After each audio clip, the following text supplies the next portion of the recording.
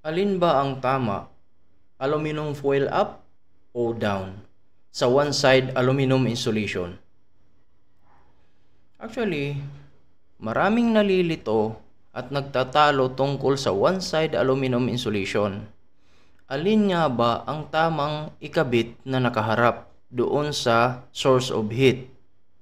Yung shiny side or foil sa likod? Tara, linawin natin ngayon yan. Una sa lahat, para saan ba ang one-side aluminum insulation?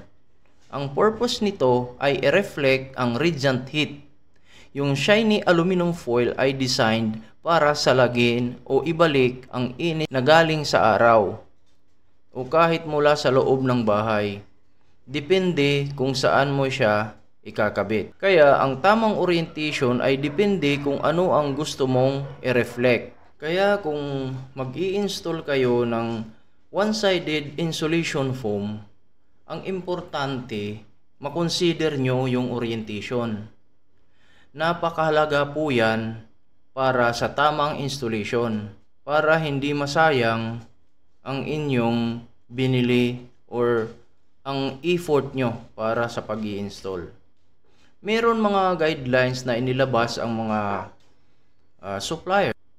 Para hindi tayo malito, sundin natin ang technical guidelines na binigay ng mga suppliers. Kasi sila talaga ang nakakaalam sa kanilang produkto. Sila ang gumawa sa purpose niyan at alam nila kung anong mga properties niyan. Alam nila ang purpose niyan. Kaya sundin natin ang guidelines nila since sila ang gumawa nito. Ngayon, meron akong nakalap na mga guidelines galing sa mga supplier at saka distributors. Ang technical na guideline sa pagkakabit ng insulation foam na may foil facing, dapat natin i-consider ang orientation. Dahil kapag nag-install tayo ng insulation na may reflective foil or radiant barrier, mahalaga na nasa tama ang orientasyon or orientation ng foil side para or ma-maximize yung thermal efficiency. Meron tayong na-prepare na ilang bagay batay sa klima at prinsipyo ng radiant heat transfer. Una, ang dapat nating i-consider or dapat nating alamin yung climate consideration or pagkilala sa klima. Ang orientation kasi ng foil ay nakadepende kung ang pangunahing layunin ay heat rejection sa mainit na klima or heat retention sa malamig na klima.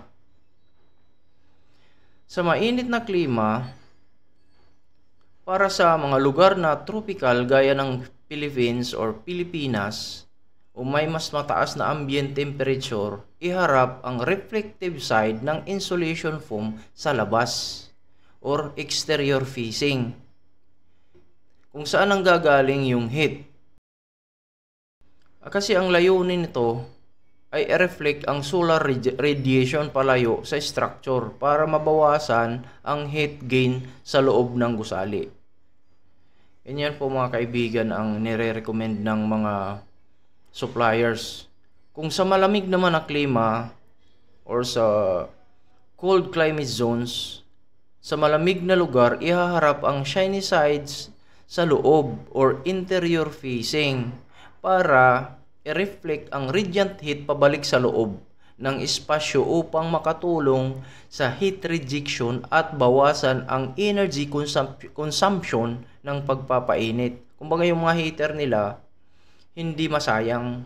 Kumbaga umikot-ikot lang sa loob yung heat. Kaya pababaliktarin mo yung insulation.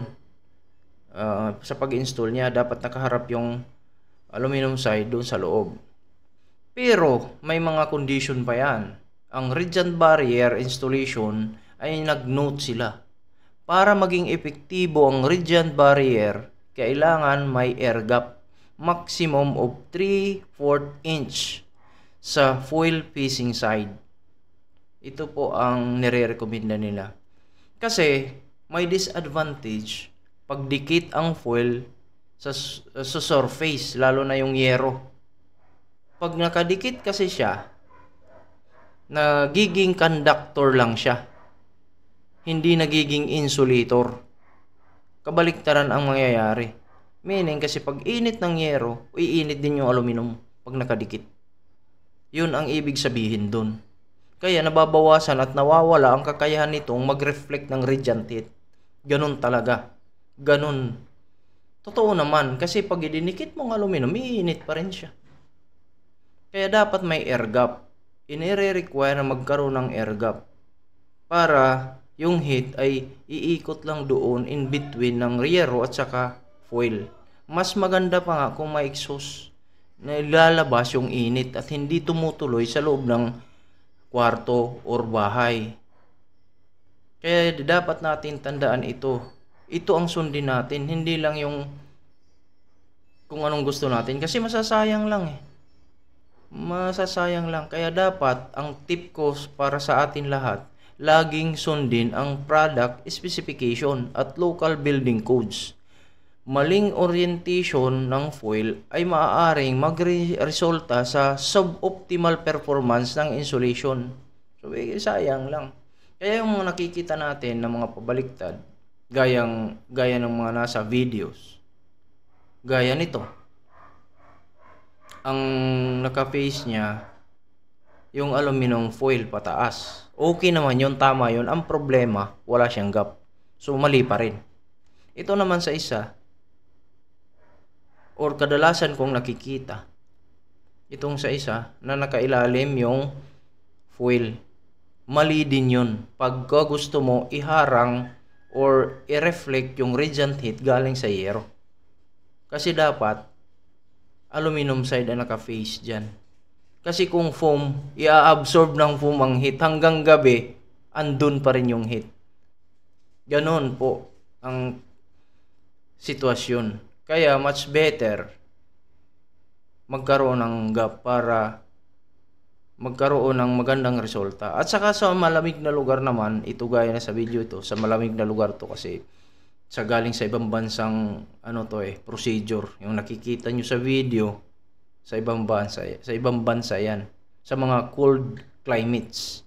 Kaya po, payo ko po, uulitin ko, laging sundin ang product specification at local building codes. Ang maling orientation sa foil ay maaaring magresulta sa suboptimal performance ng isang insulation system. Kaya wag na po tayo magtalo kung pag nagkakabit tayo, bumase tayo sa mga specification. Wag tayo sa mga kuro-kuro lang kasi ang daming vloggers based daw sa experience nila, matagal na daw silang ganito, matagal na daw silang ganyan. Wala namang basihan eh.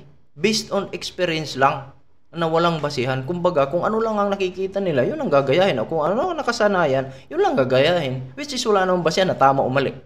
Kaya ako ginawa tong video para at least for awareness. Pero, sa ano lang to itong one-sided aluminum. Kasi kung double-sided ang ginamit nyo, okay na yon. Much better yon. Pag double-sided aluminum. Pero, ina-advise lang as per supplier yung double-sided kung may aircon ka. Or kung may lamig ka. Yung lamig, hindi ganong lumalabas. Hinaharang din niya yung lamig. Pero kung may aircon ka, okay yun.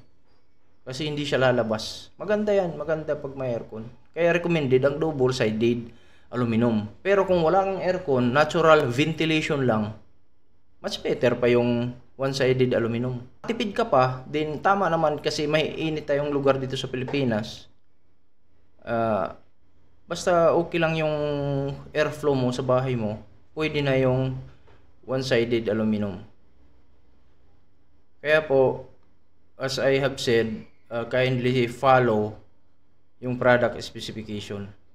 Salamat po at kindly share and like the video para magtuloy-tuloy ang mga vlog natin or mga contents natin na ganito na makakatulong baguhan na hindi pa nakakaalam para to sa kanila, sa mga baguhan na wala pang ganong experience, particularly mga bagong engineers, bagong workers na mga gusto matuto. mga foremen, skilled workers na hindi pa gaanong kabisado ang ganitong sitwasyon. Salamat po and God bless.